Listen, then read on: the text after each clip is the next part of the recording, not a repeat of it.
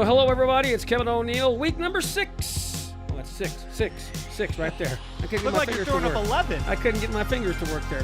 Week number 6 right there of the Kevin and Andrew Have a Podcast show. My name is Kevin O'Neill. Hope you're doing okay on this first week of June 2020. How about that? Yeah. We made it halfway. That's what I was going to say. Through the disaster year. Really, this has been a crazy, crazy year. The coronavirus, the riots, so many things, people dying everywhere. As a matter of fact, I got some sad news today. You know, I have a band called Born Country. I had the band for 2.5 years. It's an Alabama tribute band. And a keyboard player, Mr. Tim Forsythe, got to say some prayers for him today. He had a Sunday. He was fine.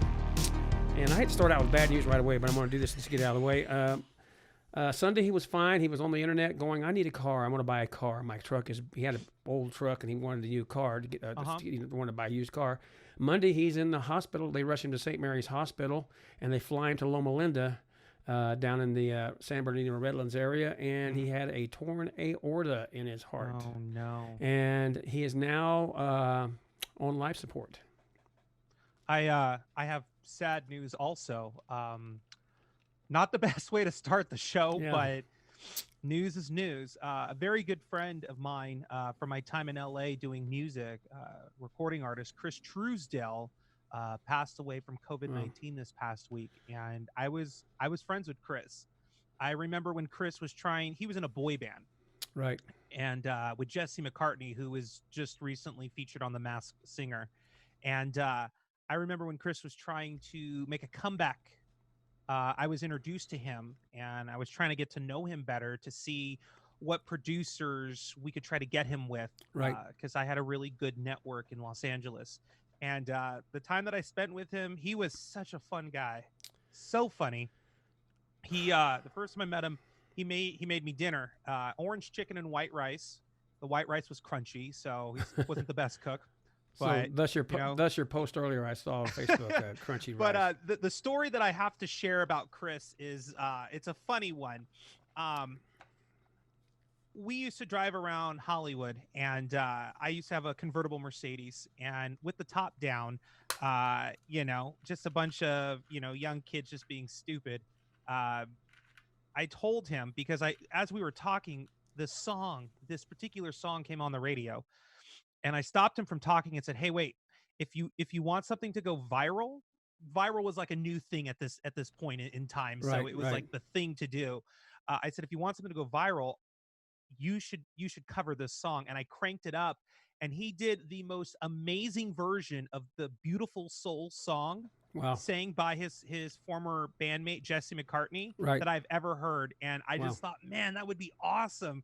Because I think he honestly sang it better than Jesse at that moment in time.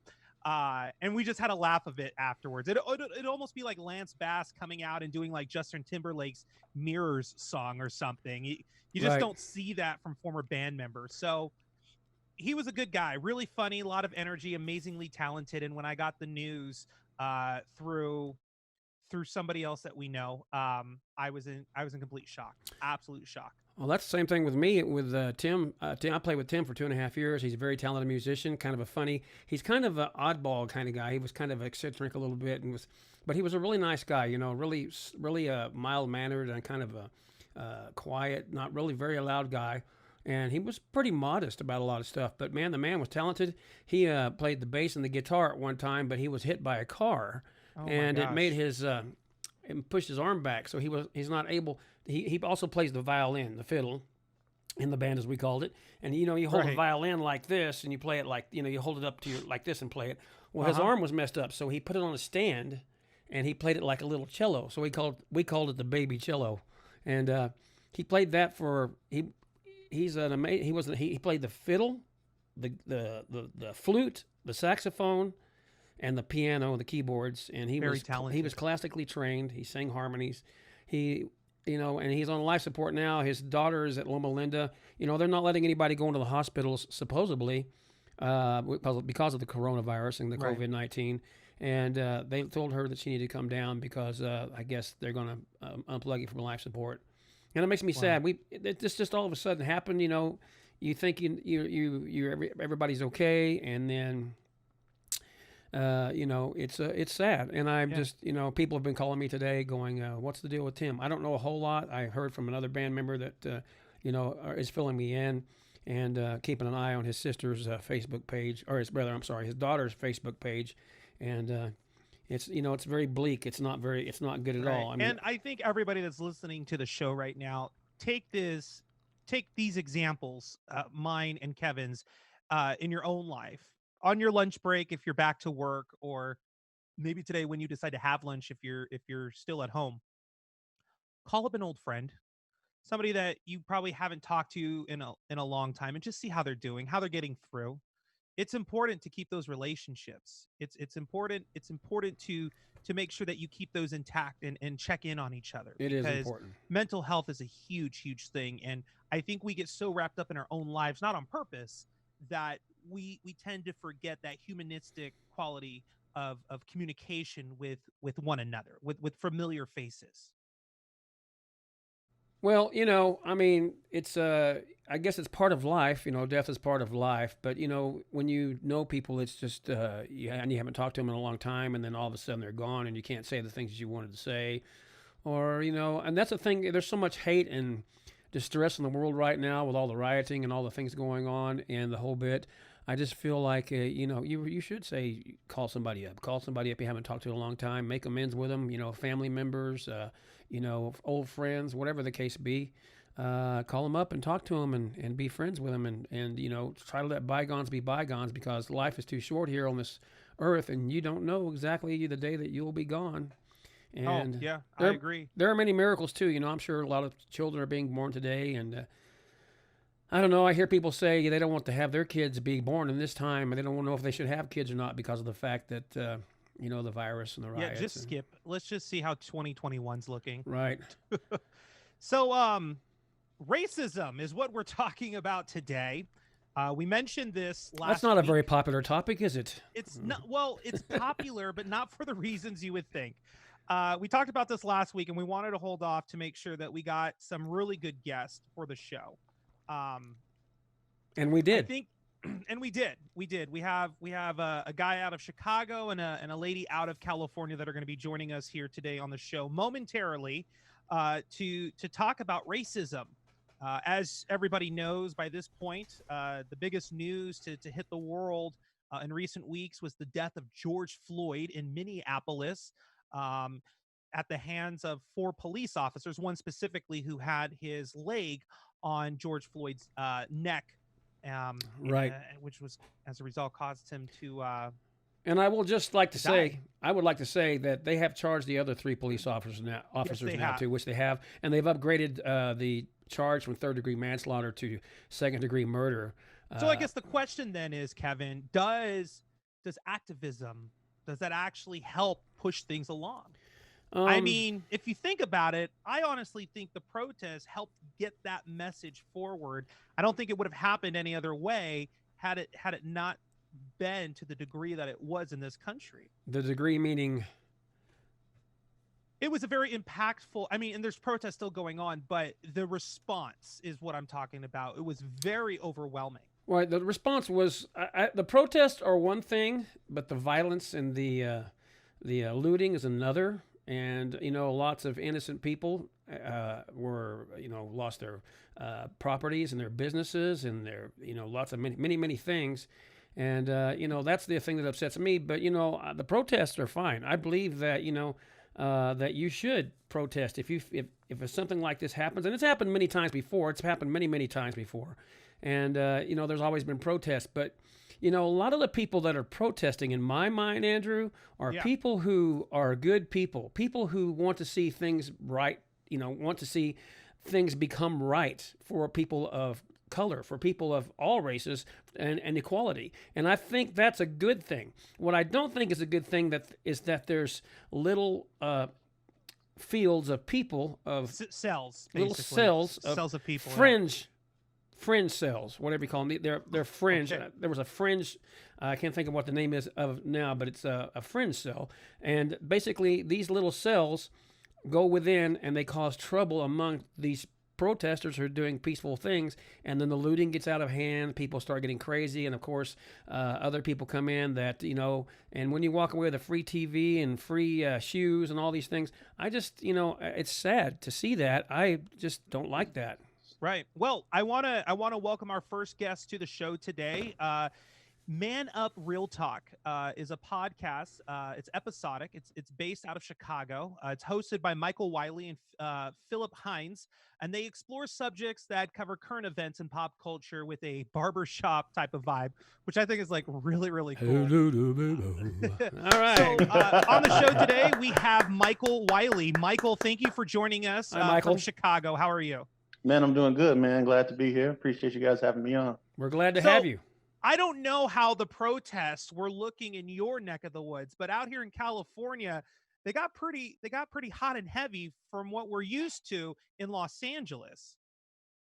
You know what? Out here, I'm going to be honest with you guys. I was really disappointed with Chicago. Really? Yes, because for the first couple of days, it was nothing. It was a little protest here and there. I want to say about the third day, that's when you really started seeing the protests starting to gather. But around that fourth and fifth day, man, it went from good to worse. I mean, there were violent outbreaks like across various parts of the city. Now, when you say violent outbreaks, are you referring to like looting, yeah, destruction of property? In various neighborhoods, various communities, to the point where there were several stores for several miles that are closed even still today, and it just got really bad, man.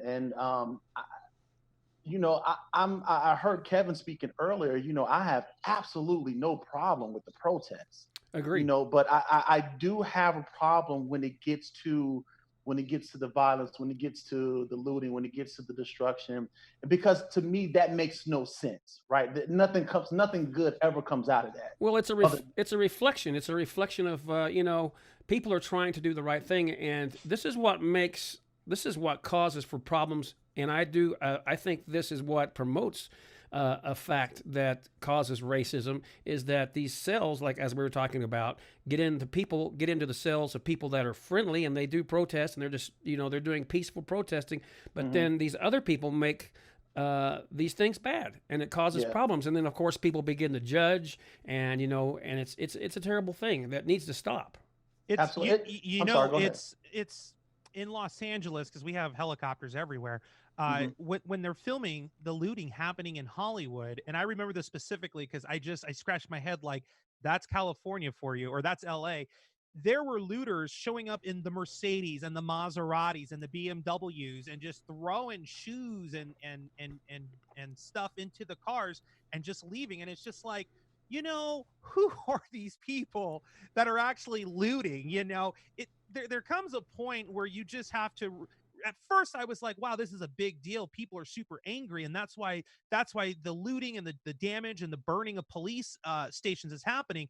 But then this stuff happens, and it's like, is it really that we're angry, or are we just taking advantage of a very, very horrible situation in our country at the moment? That's exactly what it is. When I looked at it, and as I said, I'm a fan of protests. If you want to burn a police car, I get it. Burn the police car, right? If you want to firebomb the courthouse, firebomb the courthouse. But I didn't understand the whole thing with the looting and the stealing of the televisions. It's like somebody watched the event and was just like, man, you know what? I'm so mad right now. I'm going to go steal a TV. It's like that logic just don't sit well with me. So, and then what a lot of people don't realize is that it takes away from the real narrative, right? All the attention now is on the looters, and it's on the destruction of the communities, and it's on the fires, and eventually George Floyd is swept under the carpet, and it's all about the looters. Okay, but you don't think that turning police cars over and catching them on fire and firebombing the station is not a type of destruction? It is, but I'm going to be honest with you, man. There is, and I don't want to come off the wrong way, but there is a certain degree of violence that's necessary with protests. Protests are meant to be disruptive, right? Let's just get that out of the way. The whole purpose of a protest is to bring a type of disruption to whatever systemic thing that's in place that you want to bring attention to.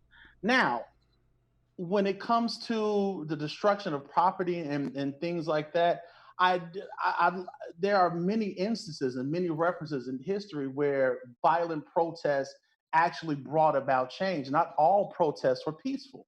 Of course, the one thing that people always bring up is like, well, look at the Boston Tea Party. Boston Tea Party was violent. They set fire. They dumped tea. But nobody it got brought hurt about there. change. But nobody got hurt. No, in that. and nobody got hurt. And that's the thing. When I look at these particular protests, and what makes the difference between the Boston Tea Party and the civil rights movement is that those particular protests had two things. They had organization and they had leadership. And unfortunately, today, these protests don't have either. It's just angry people just walking, angry people are just mad. And then that's when all the other stuff can come into play. When you don't have organization, when you don't have leadership, that's when everything goes haywire and you get the looting and you get the violence and you get the riot. Well, here's Michael, the thing. Let me ask you, what happened to George Floyd, is that an example of police brutality, or is that an example of racism, or is it an example like a mixture of both? Or is it more complex than that? I think it's not as black and white as that, right? Okay. Because I can't necessarily say that officer was a racist because I don't personally know him. I don't know if what he did was racially motivated. Was it brutal? Yes, it was. Because clearly after about 4 or 5 minutes when he was not arrested, and even when you look at, the previous video and things like that, after a while, it's like, okay, this dude is kind of subdued. Let's try again to move him and put him in the car, right? But it never came to that.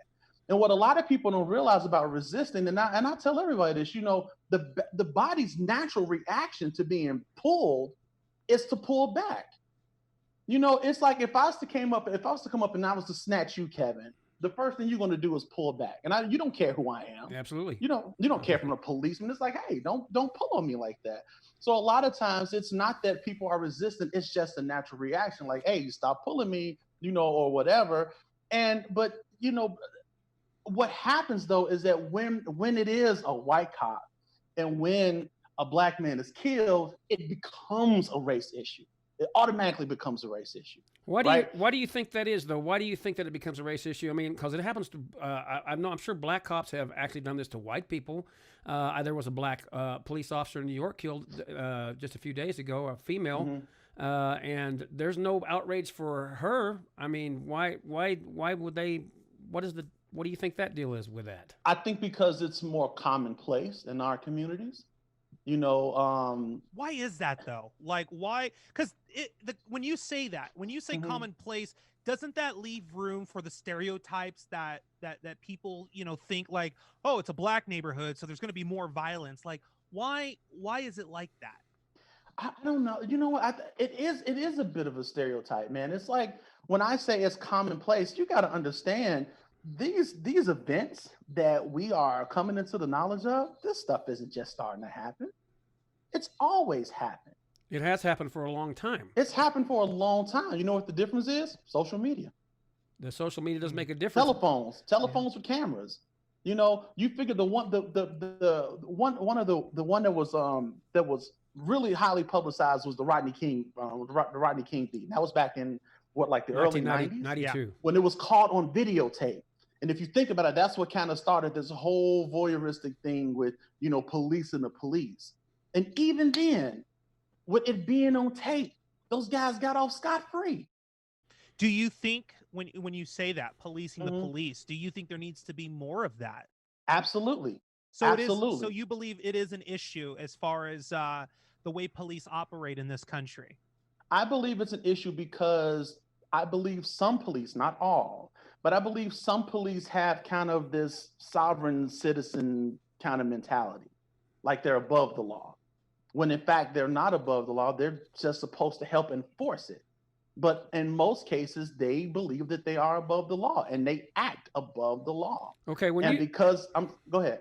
when you say enforce it, Mhm. here's what my problem also is police officers do try to enforce the law, but there are many Mhm. people who want to not obey the law, and that becomes a problem to the point that most police officers have to be a little bit stronger, maybe a little bit tougher, and then when the Mhm. people that get in trouble by the law are taken to jail, they get they've let people out here in California scot free because of the Mhm. virus. They've have different ordinances here. They've let 3,000 people go.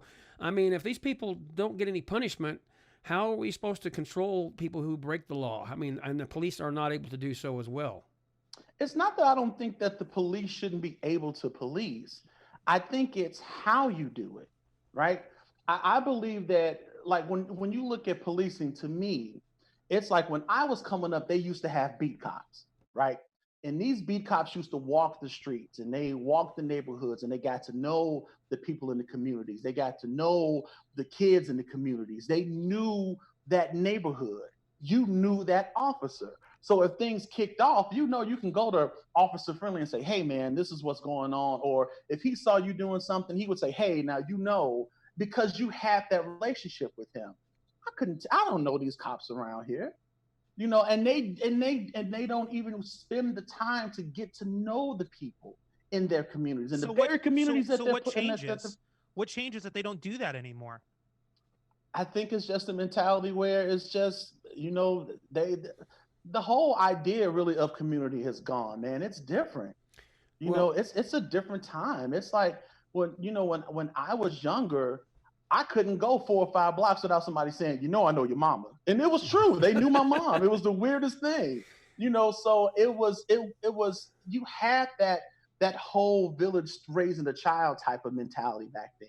well, And now you don't. It's like I don't even know my neighbor, to be honest with you. well. I couldn't tell you. I couldn't tell you who my neighbors are. I think the problem with that is also as politics has entered a lot of that. We don't. We're Absolutely. not allowed to have officers doing a beat anymore most of the time in your neighborhood. Just walking down the street, getting to know people, going to the coffee shop, Mhm. and seeing people and get to know who's doing what. A lot of that does not happen anymore. Also, you're talking about, I know your mama. I know, where you what they know where you're going and etc. Mhm.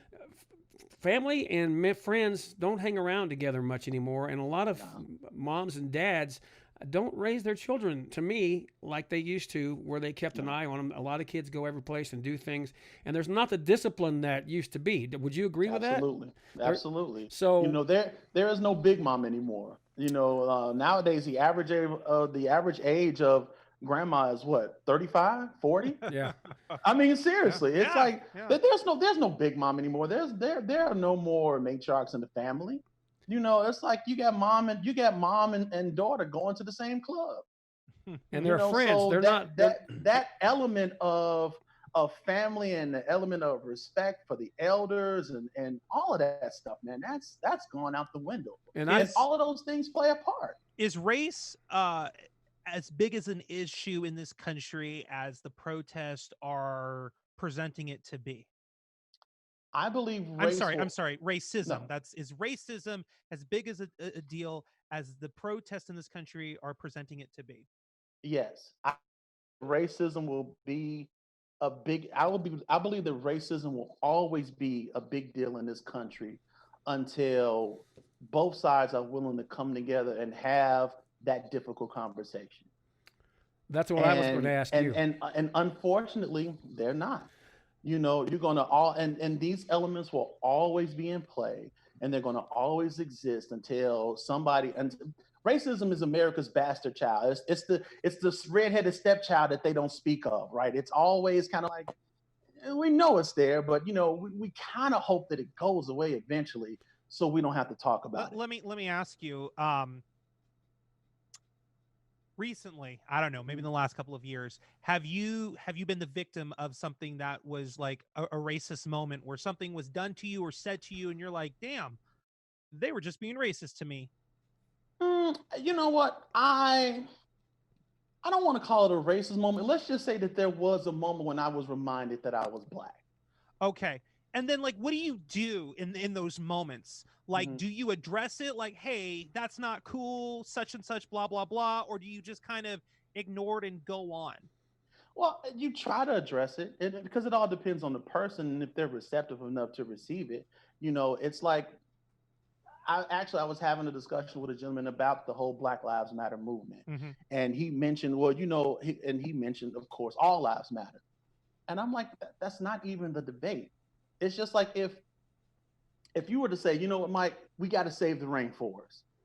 I'm not going to come back and say, yeah, Andrew, but this forest needs to be saved, and that forest needs to be saved, and this forest needs to be saved. We know that. We're not disregarding that these other forests exist, but what we're saying is that this forest at this particular time needs a little bit more attention. Do you understand what I'm saying? Mm-hmm. And so with the Black Lives Matter movement, it's not saying that Black lives are more important than the other lives, man. We're just telling people, look, man, we matter. We're not expendable. It's like we just don't want our lives to be looked upon to be less than anybody else's. Just want to be treated equally. And that's really all it is. Michael, my question for you at this point is, how do you feel when the George Floyd thing broke and there were white people and Asian people and black people, and they all were basically very upset about the way this whole thing was handled? And do you feel that we all came together for a couple of days before everybody got on their own little kick and the riots broke out? Do you feel? I mean, I've talked to several people, and they feel like everybody of all colors and all races came together in agreement that for at least 2 days that we all kind of were all on the same page, and then things broke out. How do you feel about that? I do. I believe. Look. I honestly believe it. I don't believe every white person in America is racist, right? I believe that there are some people that understand and see the plights of the Black community and honestly want to bring about change. As a matter of fact, the protest that was going on in Chicago, as we were walking down the street, there were some Caucasian ladies that was in the crowd, and they were yelling "F the police" louder than we were, and it was hilarious to me. And I was just funny. I'm like, all right, okay. And it was like, F the police, no justice, no peace. I'm like, all right, cool. I like that. So yes, I believe that there was a moment of solidarity. But again, once the riots and all the looting and everything broke out, that whole narrative just changed. And all of that stuff was tossed out the window. So do you feel that social media was a part of that problem, that the whole narrative just changed, that we all got brought together, and then all of a sudden... Absolutely. Because if the story ain't sexy, it ain't selling. Right. Nobody cares about solidarity. Yeah, that's not a true. story. Now somebody running out of Target with a 58-inch television, that's a story. Damn. The guy running out of Walmart with a mannequin and a bed in the bag, that's a weird story, but it's a story nonetheless. Yeah. So that's stuff the media is going to focus on. They're not going to focus on positive because it don't sell. It don't bring in the numbers. It don't bring in the clicks. You know what I'm saying? They're going to try to put the stuff out there that they know that the people are going to be like, oh, look at this guy, look at that guy, or look at this, look at that. And I think that's the reason why we're going to have so much issues with racism in the future, because it's a story seller, and that's the whole thing. I think a lot of people of all races want to come together and be peaceful and get along. I do, but I think that there's a big story seller in there that the media is doing and the politics are doing, and that's never going to happen, not in our lifetime anyway. I don't think so, man. I honestly believe that if there's any change that's going to be brought about, it's not going to be us. I think it's too late in the game for us, man. But I believe that I'm ever hopeful that the kids after us will see differently. When I look at my sons, I have two teenage boys. They're like 17 and 18, and they honest to God don't see color. I was just about to ask you, like, they just don't see it, man. That's very interesting with this generation. And I was going to ask you, like, what does racism mean to them? But you said it, like, they just don't get the whole color thing at all. It's not this generation. They don't understand that. No, because racism is taught. We know that. That's like if you were to put a bunch of 2 or 3 year olds in a room, different races, different creeds, different colors, they're going to play with each other. Right. And it's not until mom or dad points out the difference and say, hey, don't play with that dark baby over there. Or, hey, don't play with that baby over there. That stuff is taught, and it's taught from generation to generation to generation. And Hate is taught from generation what's to generation. interesting about that is like white people, they don't understand this whole racism thing that's happening in this country, and they want to quote like Martin Luther King all the time, and other prominent black figures. Mm-hmm. And there are white people that are racist, but there's also white people that aren't racist but don't understand they're not helping the situation because they're subconsciously complacent and not even really see. I just learned this myself. I literally just learned this myself, and our guest later on in the show, I'm going to be talking to her about it. But that's a thing, and I don't think white people understand to stop and check themselves to really see, like, are they really for the cause, or do they not understand it enough, and they're just kind of going through the motion because it feels right to do. Yeah, it's kind of like Drew Brees. Like there was recently an incident with Drew Brees when I saw that. Yeah, when he went on Twitter and he was like, "I'll never respect anyone who disrespects the flag," and I'm like, and it's just like, okay, the whole Colin Kaepernick thing happened 4 years ago, and you still don't get it. It's like you still don't understand, and then you have to backtrack that and apologize because I was like, oh, I said something without thinking, and it's because sometimes they really just don't know. Right. And in that instance, I would rather you like just don't say anything. Like, if you're going to support, that's fine, but just make sure you know what you're saying before you say it, because sometimes it can end up being more of a hindrance than a help. Right. Well, I think that's what happened to Colin Kaepernick, though, too, as well. He basically, when he did this in front of the flag, he basically made it more of a hindrance for him than it did for a help for him. And I think he should have maybe thought through a little bit more, in my opinion, and done it in a different type of venue or different type of situation, maybe thought of a different way to do it. Not that he couldn't have done it, just that he should have done it and thought about maybe what kind of repercussions he would get from that whole kneeling during the national anthem thing, because there are a lot of proud, true Americans of all colors here who really didn't agree with what he did. It is, but you also have to understand it's just like I said earlier. A protest is meant to be disruptive, and it wasn't like he was really being totally disrespectful. When you have, my thing is when you have members of the military who say that they were not offended by it. When you have, the high-ranking officers that like, no, we weren't offended by it. When you have a guy that's in the military that told him, listen, it's better for you to kneel than it is for you to sit during the national anthem, because sitting he felt that sitting was totally disrespectful, but to kneel during the national anthem, he felt that was better, which is why he started kneeling. And then you have to understand, it's just like this instance, that wasn't even what the kneeling was about. It was never about a protest against America, and it was never about a protest against the flag, but the protest was simply to bring attention to the things that was going on. Well, and it did just that. He got attention all these years later. Yeah. Yep. And now I'm almost certain that the people would have rather paid attention to the peaceful protest that he did versus what's going on now. Well, I heard that a lot of people are rethinking that, and of course the NFL apologized today for that whole thing. So I guess we'll see about that. I do have one other question for you, kind of a little different subject. I've had a lot of people say things about me being white. How do you feel about, it's kind of a reverse racism thing about it, I guess. How do you feel about people talking about to white people as saying that they're privileged because we're white and we have not ever had to go through the things that black people have had? We've had a lot. I don't think privilege has anything to do with race. How do you feel about that?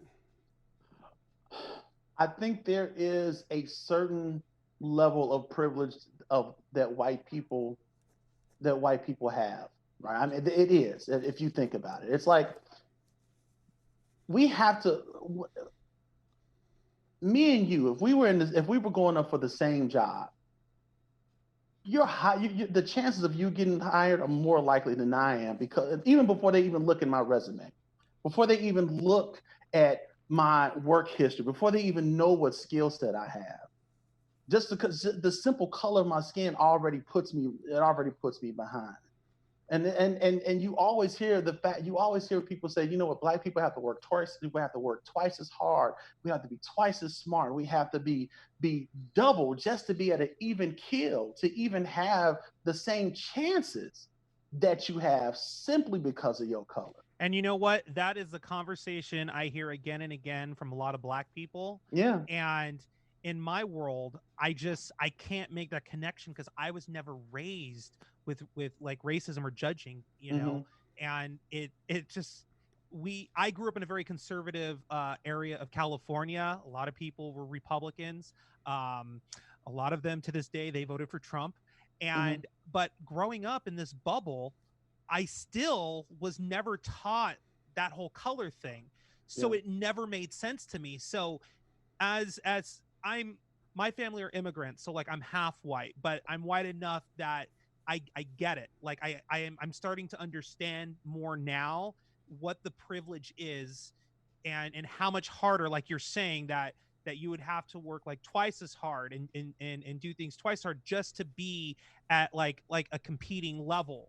And that's because of, as they keep saying, the 400 years of history of this whole thing going from slavery into being free people into having actual rights and stuff like that. It's just a very long, dragged out process, and it's not there yet. And a good example of that is Martin Luther King 50 some odd years ago, and we're still doing this like racism thing in this country now. But here's the thing also too, that, you know, here the Martin Luther King, and I've said this many times, he specifically said, and I will quote this to the day I die, it's not by the content of, or it's not by the color of your skin, but the content of your character.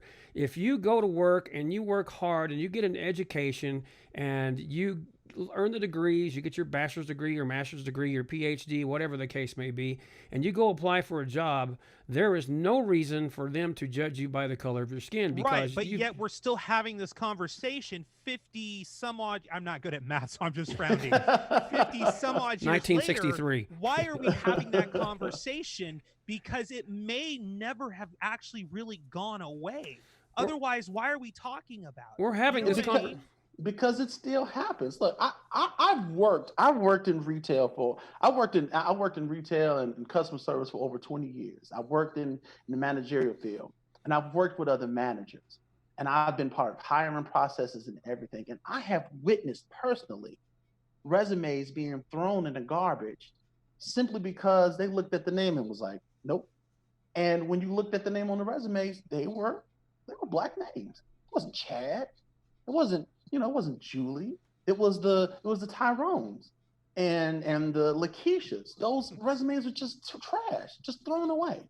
You know, and the reason why it's a conversation is because it's something that legitimately still happens. It still happens to this day. And speaking of the NFL, just look at how they compare quarterbacks, right? When they have the conversation of quarterbacks, Black quarterbacks versus white quarterbacks, the conversation is always different. When they talk about white quarterbacks, they talk about his field IQ and his ability to read plays and this, that, and the other. Never noticed that. When they talk about Black quarterbacks, you know what they say? Oh, he's very athletic. They never mention how smart he is on the field or the decisions that he makes. You look at Baker Mayfield. Baker Mayfield is a bit of a jerk. I like him, but he's still a little bit of a jerk. But they say, oh, he has so much swagger. He has a lot of swagger. And if a Black quarterback was to do some of the same stuff that he does and lose, like Baker Mayfield has lost, oh, they would say he's unfocused, he's unprofessional. They hated Cam Newton that year when they almost went like for a perfect season. They could not stand him because he was winning and he knew he was winning, and he let people know that I'm a winner, and they did not like it. But Tom Brady can confess to be the GOAT. And it was like, yeah, he's the GOAT. He's great. It's a difference, man. We are held at a different standard. And it's not us being paranoid. It's just a fact. Very good. We have to get to our other guests. So, Michael, I want to thank you so much for joining us today. Yes, sir. Let us know some information about your podcast and where we can find you. Yeah, the ManUp Real Talk Podcast, as you said, episodic, man, we're based here in Chicago, got that real barbershop vibe. So if you've ever been to a Black barbershop, you should know what to expect. It's a really open conversation, and it's just realistic views from some regular everyday guys. If you got Apple devices, you can find us on iTunes. Google, you can find us on Google Play. But you can really Google us, and we're on pretty much every podcast application. So, man, just Google ManUp Real Talk, and you'll find us. Do you have a website for that as well? Yeah, it's actually you can hit us directly at manuprealtalk.libsyn.com, and we're right there. All right. Very good. Thank you so much, Michael, for joining us today. It's very nice to meet you. Yourself. Appreciate you being here. Nice to meet you guys, man. I appreciate the conversation. Hope we have it more often. All right. Thank you. Absolutely. Take care. All right, buddy. All Very right. interesting, Kevin. Yes, sir. Very nice man. I like him. Very good guy. Yeah, no, it was great. It was really, really good insight. You know, I am just now starting to realize that, yes, there is this thing called white privilege. And yes, I have some of that. And it is because of everything that's happened to Black people in this country over the last 400 some odd years. Native Americans have a similar narrative as well.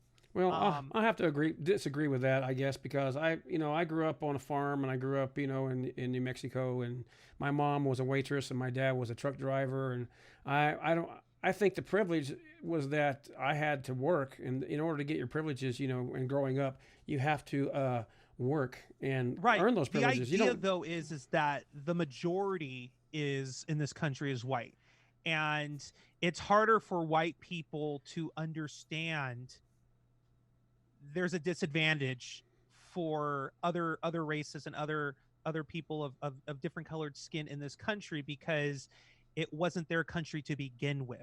You know what I mean? Minus the Native Americans. This was their country to begin with. So, and this was hard for me to understand, and it's still hard for me to understand because I didn't have those struggles. I had plenty of Black friends growing up, but I didn't know if they had struggles. All I knew is that I had some friends that were Black and we all got along, and that's the way it was. I didn't really understand separating or segregating people because of or judging them because of the color of their skin. That never processed to me. And me either. As a matter of fact, I grew up with a guy named Woofy. We did disco dances together in the 70s, and he was all what's happening kind of guy, doing the dances and stuff. And I liked the way he danced, and we had a lot of fun together. I never thought of him as a Black guy. I just thought of him as my friend, and we had a lot of fun together, So, and I've it's kind of weird to, I've worked with people several years back when I was working in air conditioning and fleet services down in Chino, California. A guy named Hollis, I won't say his last name, but he and his son both worked at the company, and he was a brilliant air conditioning guy, brilliant and funny, and it was great to hang around these people. They were always nice, they didn't treat me any other way than I would want to be treated, and I think that's a lot of things that has to be done. Is you have to treat people the way that you want to be treated, no matter what color they are.